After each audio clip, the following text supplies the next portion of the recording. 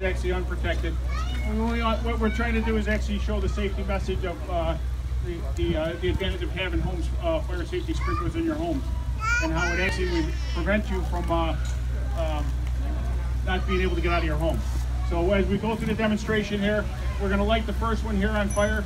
I just want to say, for a point of safety, when this one does get lit, there's not a sprinkler in there. We will have the firefighters in front here.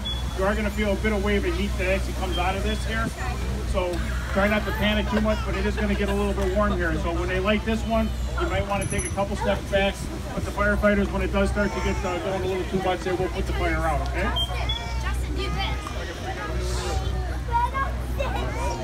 All right, we're going to have them light the first room. First of all, I'd like to thank the Northern Illinois Fire Sprinkler Advisory Board. They actually provided the props in that and donated that so we can go ahead and do this demonstration. One of the things that we want to point out is you're going to see how fire moves so quickly in a home. We're going to light some of the stuff that we have on now. As we talked about with the little demonstration that we had up front, is a lot of the stuff that are in homes nowadays burn much more quickly and much hotter, so fire spreads much more quickly. The advantage of fire sprinkler does is it actually suppresses the fire, it suppresses the gases, and what usually kills people in a house fire is actually not from the contact of actually thermal burns. They actually die from carbon dioxide poisoning and cyanide poisoning, which is the products of combustion that are given off by the different types of products in the house today. So as you can see, with the little bit of smoke that he's already lit it, a working smoke detector is very important to have in your home. The smoke detector is already activated.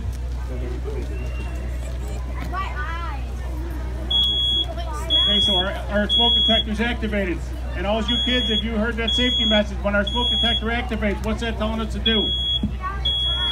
Get out of the house, right, boys and girls? Make sure that we holler, we get up, we holler to everybody in the house, and we have a safe path to get out of the house. Once we get out of our house, what's the next important thing to have outside? Who knows?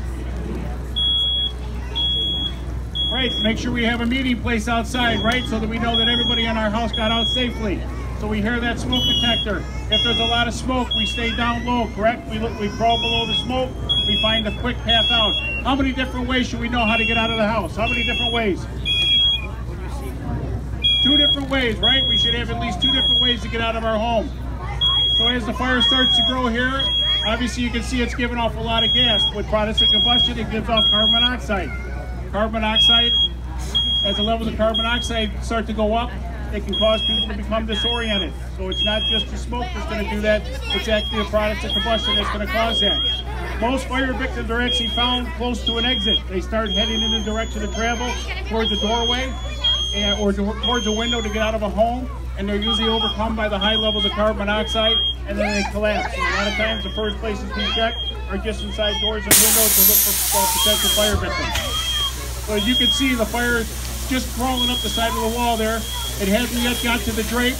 It hasn't yet lit the soap on fire as well, and the fire sprinkler actually activated. So what this is doing now is it's suppressing the fire. It's suppressing that carbon monoxide because the fire is obviously not burning. The sprinklers are actually designed to contain the fire. Usually, in most instances, it will extinguish the fire, but if it gives you the containment and you have the activation of your smoke alarms and that in your home, it's going to give you a safe path to get out of your house safely.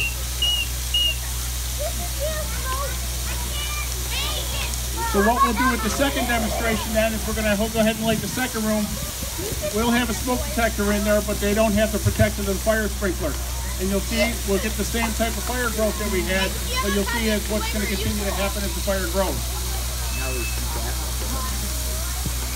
One of the things that people don't understand with fire sprinklers is because we'll watch a Hollywood movie and we'll see fire sprinklers go off, and they'll be inside of a large ballroom, and all of a sudden the fire sprinklers will go off in the whole ballroom. Every single sprinkler head in the ballroom goes off, and that's not the case. With a fire sprinkler, the number of heads are going to go off are only the number of heads that are needed to extinguish or contain the fire. So those heads are usually set at 135, 155 degrees, depending on the different locations and that. And once they get that temperature, it'll go ahead and set the head off closer to the fire.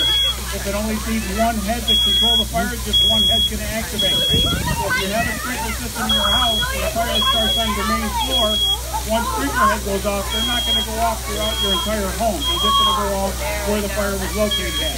Now, if it causes that fire to grow much more quickly, and the fire is getting bigger than what one sprinkler head can contain, then a second sprinkler head will go off to contain the fire.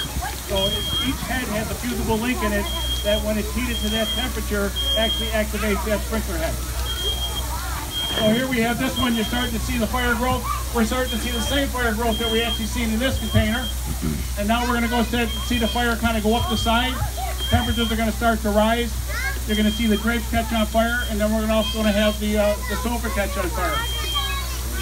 Most of your products are like a petroleum-based products, and that's why you'll start to see dark black smoke in that pour out of there because of the synthetics in that are actually used in the sofas and the different types of home furnishings that we have.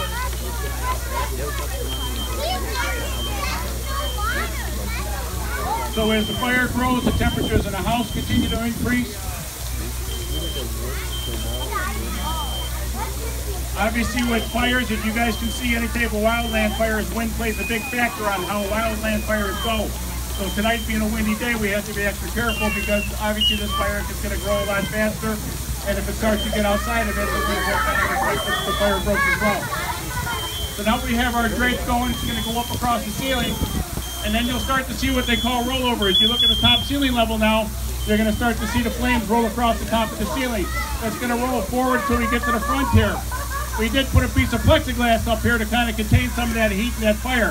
So boys and girls and everybody that's sitting right here in the front, as it melts this plexiglass here, that plexiglass is going to fall down. When that plexiglass falls down, you are going to feel a little burst of heat come towards you, kind of like a big bonfire, okay?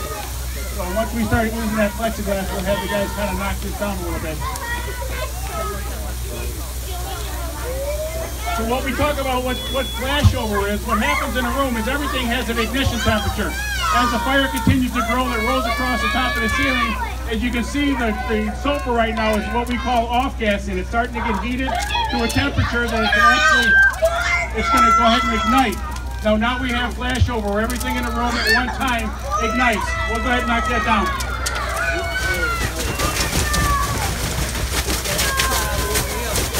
So everything has an ignition temperature, so as that fire continues to grow, you see the smoke and steam coming off. We have the chair inside there. Those are gases that are starting to be driven off by that chair. That's flammable gases coming off that chair. As it continues to heat, everything in the room reaches an ignition temperature, and then we get what's called flashover.